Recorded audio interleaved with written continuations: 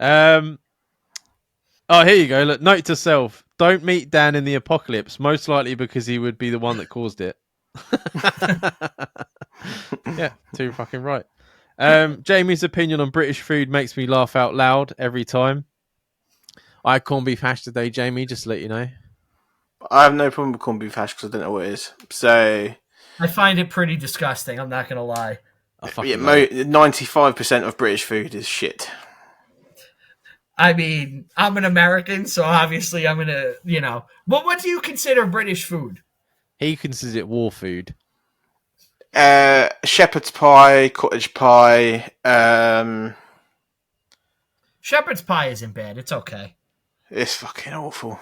It's just because Jamie now lives the high life with his wife, who takes him to all these fancy restaurants. And I never liked it, even as a child. Even as a child, I didn't grow up. Because you've said that your mum can't cook. Yeah, Mum ruined a lot of it for me. She did. And I've never got over it. I don't like mashed potato. I don't like any, there's the thing we have called toad in the hole. Have you got that over there? Amazing. Toad in the hole is what my father tried to play with me when I was little, and I did not. No, what's toad in the hole? It's like sausages baked into Yorkshire pudding. Yeah, Yorkshire puddings. What is Yorkshire pudding? I honestly don't know. You don't have Yorkshire puddings in... Of course I don't. And maybe it has a different name. What's it like? Is it just like pudding? No, it's... savoury. I like savoury. I really don't like sausage, though. It's like a pastry, I would say. It's made out of like the same mix as like pancake batter almost. Okay, I see this. A popover. The popover is an American version of Yorkshire pudding.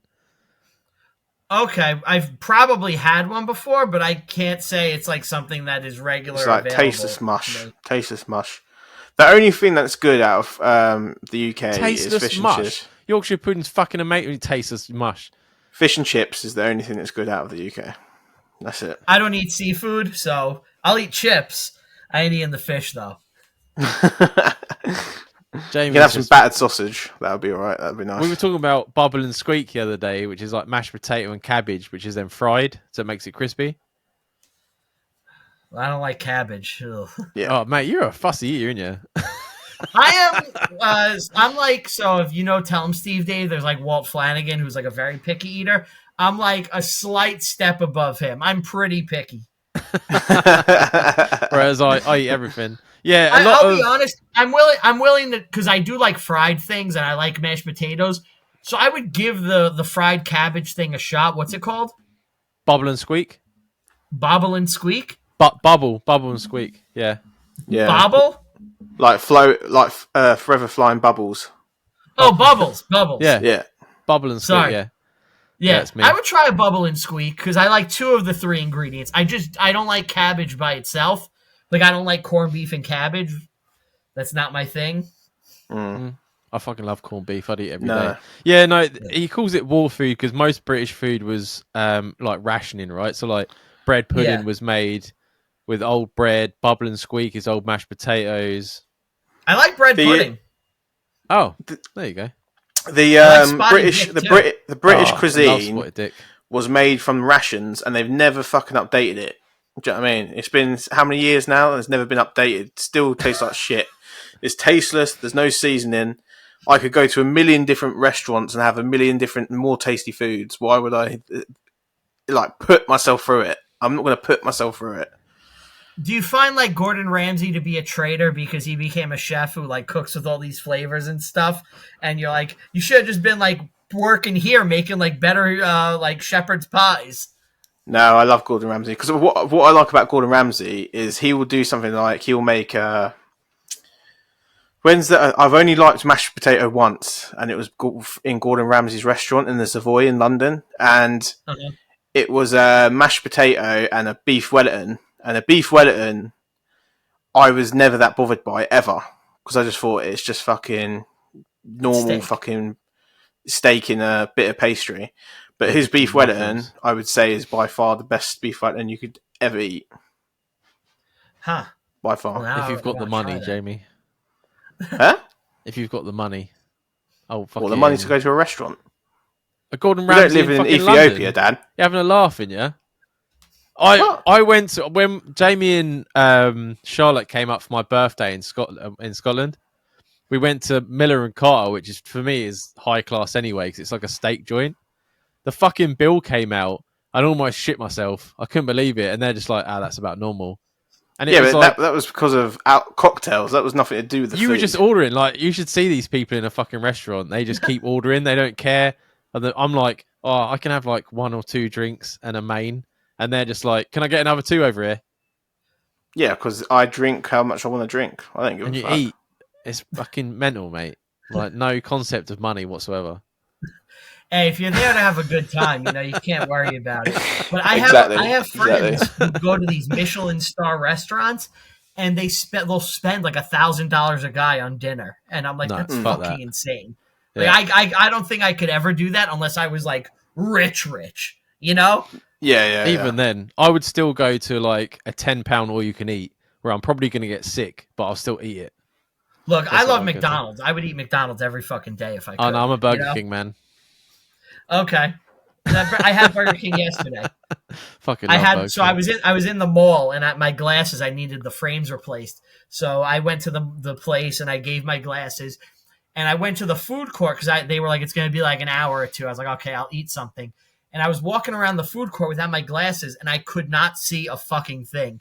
I was walking around blind like this. Like I went up to a place, I was trying to see the menu, I couldn't do it.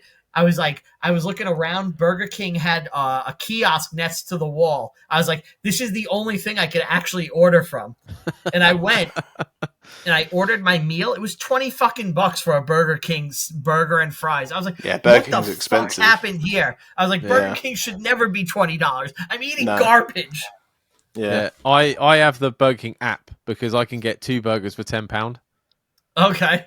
Yeah, I never go to Burger King unless my app's working. I did that once. I went in and I stood at the self-service things. I stood there on my phone and I just loudly went, "Motherfucker's not working." Just walked off. I'm not buying a normal menu. Just fucking walked out of there. But yeah, I'm a tightwad. Anyway, I know you do a lot of talking about films in the extra content, but I was hoping you would indulge me in this question. Your top 3 horror movies, worst horror movie of all time, best jump scare, and do you class slashers as horrors? Right. I love this question. Okay. Do you like horror movies? I love horror movies. Oh, sweet. So we'll start with the first one then. What's your top 3 horror movies? Top 3 horror movies. Okay. This is so... I'm going to go Evil Dead 2 as number 1. Nice. I'm going to go with Scream 1 as my number 2. Scream 1 is my favorite horror movie. Scream 1, then Evil Dead 2, and then for my third one, I'm going to go Friday the 13th Part 3. Nice. Really I love that one. Yeah. This was really hard for me because I've watched so many.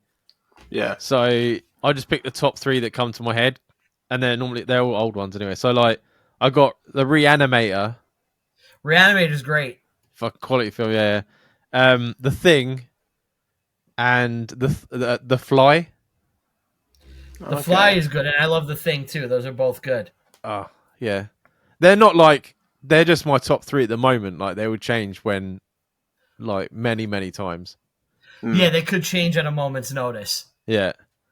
What about you, Jamie? Because you watched quite a lot of horror. Yeah, I watch a lot of horror. I've got like really... So my things that freak me out is like films like The Boogeyman. That freaks the fuck out of me. Okay. The one the most so recent good. one. Yeah. I didn't see that. I want to. Did you see Cobweb? Oh, yeah. Cobweb was so good. Cobweb was really good. Yeah. I think Sinister is one of my favorite. Sinister's really good. Ever. Mm-hmm. It's always like something around that where you don't really know what the fuck's going on most of the film, and then all of a sudden, once I figured it out, I don't get that. But with slashers, I love slasher films, but I don't really put them in the same category because they don't scare me. It's more jump scares. Mm-hmm. I quite liked Smile, and I quite liked It Follows, the one that I've got you to watch, Dan. I like them type of films. Yeah, It Follows is about kind of like chlamydia following you around and you end up with it in your throat. Pretty much is, yeah. Yeah, so the thing with slashers are like, look, and most horror, it's not going to scare us where, 30-year-old men.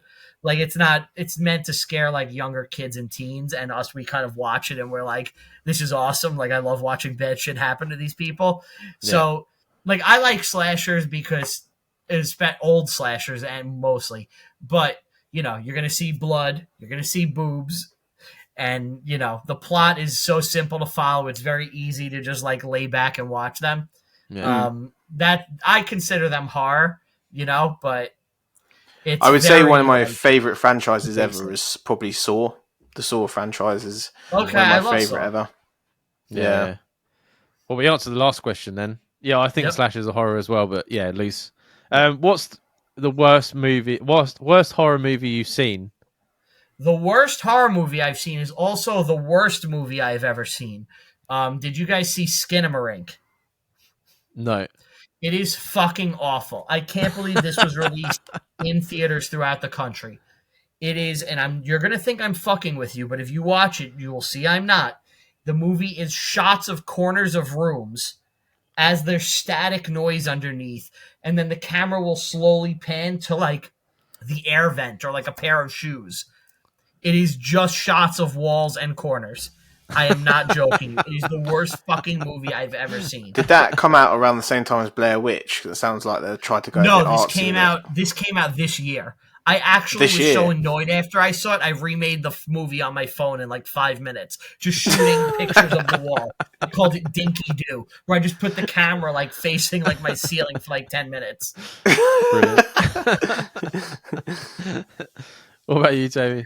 I don't even know if this counts. I don't even know what the film's called, actually. It's a Mark Wahlberg film. I don't know if it counts as a horror film. Happening? Oh, The Happening. Is it the one where they get running from the wind? Yeah. The wind, the killing people. Yeah. Running from the wind. Oh, yeah. Honestly, worst film. Right up until you figure out what's going on, the film was alright. I still like the best scene in that is when like they're like, quick, run, and then it pans to just some trees rustling. And it's just going yeah. I love the scene where the guy just like walks into the lawnmower. I love honestly, it's brilliant that you guys knew that straight away. All we had to say was Mark Wahlberg. Mark Wahlberg. This one was annoying for me because I kind of like shitty horror films. I was gonna say Rubber. Okay, the tire. The killer tire. But then I went with a film that annoyed me so much because the first one was so good and this one was so bad. The Boy 2. Oh yeah. Oh, I didn't see either of The Boys. The first one was good. Was so good. It had such a good fucking twist in it. It was unbelievable. So I was really gearing up for the second one. What a massive pile of shit. Like the whole way through the cinema, I was just fucking sour. Like, oh. No, I'm sorry. Such an awful fucking, yeah. But the first one definitely, really yeah, the first one's definitely worth a watch. What's like a best jump scare you've had recently? Woo, jump scares. That's hard because I really don't remember them. There was one in Thanksgiving that made me jump, so I'll say that just because it's fresh in my mind. I know exactly what you're going to say, Go on. Yeah. I don't remember the exact moment, but I remember I had a jump scare in there. So I'll just say that. There's a part where the cheerleader and the dickhead bloke are walking through the corridor in the school, and then he just comes out from the corner. Yeah. Yeah, that's it. That's the where I jumped. Fucking ridiculous. I would say there was a movie that came out recently, Australian movie, called Talk to Me.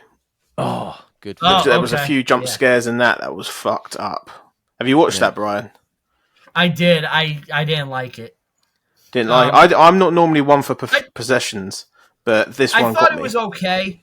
My real issue. There's a couple of issues. Number one, the soundtrack made me feel like I was so old. Like with that just new style of rap, I was like, I can't relate to this at all. Like I'm an old man now. That was number one. But that's like a minor issue. The other thing was I just didn't think it was special. Like I was like, okay, it's fine. You know, there's a couple of good scenes, but I don't get why everyone loves it so much.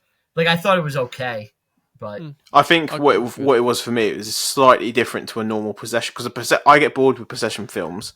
Like the new Exorcist that come out was just boring to me as well. I just don't find them. There's nothing new happening, and in that, I thought it was a different way of looking at the possession. Mm-hmm. That's why I liked it. Okay. It had some interesting things. It just didn't do it for me. And when the boy started slamming his head against all the fucking walls. Oh, that's the best scene in the movie. Yeah. That was so out of fucking nowhere as well. So I had two that come to mind.